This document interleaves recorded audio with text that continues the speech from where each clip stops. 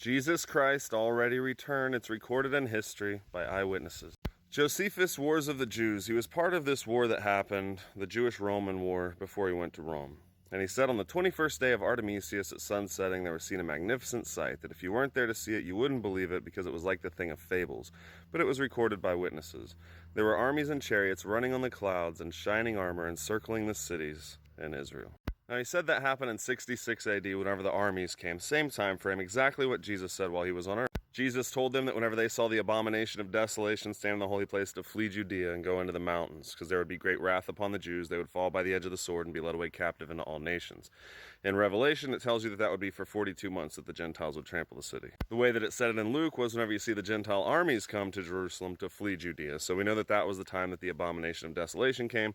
The believers fled Judea, and then they were to look up, for their redemption drew nigh, and the desolation thereof was nigh and even at the door.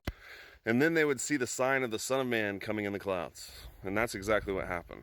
In history, the armies came, the believers fled, they saw the sign of the Son of Man coming in the clouds.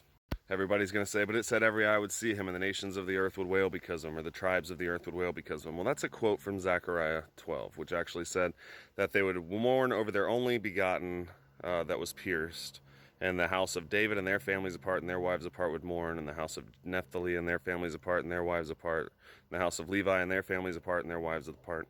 All the tribes would mourn because of him. That's why he said some of them that pierced him would be alive and wail because of him. So this is what happened in history, and it was Jesus coming back with his saints. It said that judgment was given to the saints of the Most High, thrones were set in place, judgment was given to the saints of the Most High.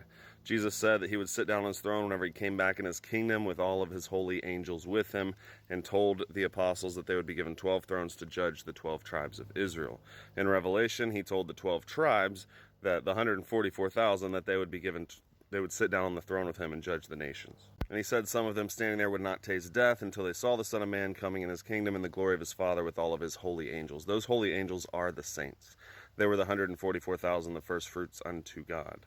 As it said in Jude, quoting Enoch, that he would come with tens of thousands of his saints. Those were his angels, the people that came through tribulation, the people that died for the name of Christ.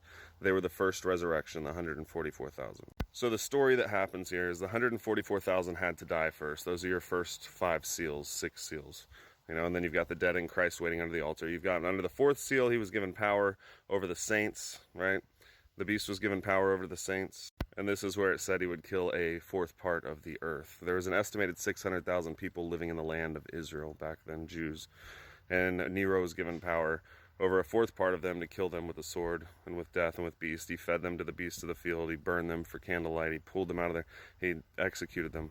And as they were dying, the dead in Christ were waiting under the altar while that temple was still standing. And they were crying to the Lord. They were saying, "How long, O Lord, holy and true, do you not avenge our blood on them which dwell in the land?" He said, "Yet a little while until your fellow brethren are killed," and he gave them white robes. And he said, "Who are these arrayed in white robes, and where do they come from? These are they which came out of great tribulation," right? That's because the tribulation happened between 64 and 66 AD, like Tacitus said in history that a fire burnt Rome. Some people say about 70% of the ground. They change the numbers all the time.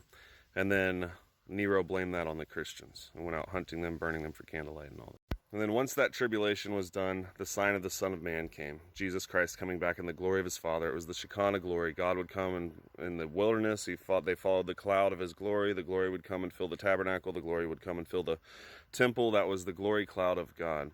Jesus Christ would come back in his Father's glory in the cloud, and he did in 66 AD for the first resurrection. Once that 144,000 were done being killed, they could become the temple of God in heaven, and then the way for the temple of God on earth could be destroyed, because it was completed.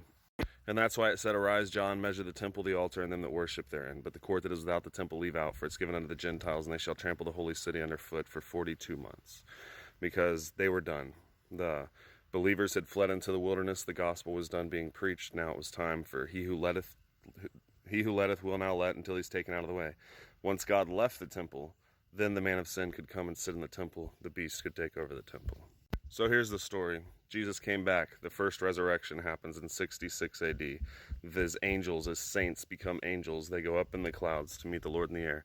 They're the first fruits unto God, and they follow the Lamb whithersoever he goeth, the 144,000.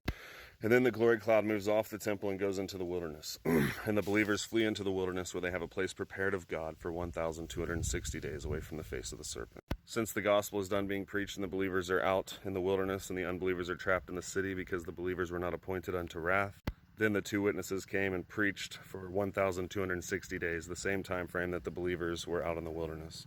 The two witnesses came and preached for that time. But whenever Satan was let back up out of his bottomless pit, he overcame the two witnesses after that 1,260 days. Then they stood up on their feet and they were caught up to heaven, and their enemies beheld them, and then their enemies were destroyed after. Unbelieving Israel was destroyed after. Well, that's the same time frame as the believers being out in the wilderness. So once the two witnesses were caught up, the people in the wilderness were caught up also. The rapture wasn't some witnessed event all over the whole planet, but they had to believe Jesus and flee into the wilderness like he told them to. And then after that 1,260 days, Satan's let out, overcomes the two witnesses caught up, and the believers in the wilderness were caught up. Now this is the truth of Jesus Christ, and he fulfilled everything that he was sent to do, and then he delivered everything back to the Father, and today we should be worshiping the Father. And then wicked men took over Jesus' name and made this false religion that we have today after Jesus finished his work. Give me a follow. I have videos explaining all these things.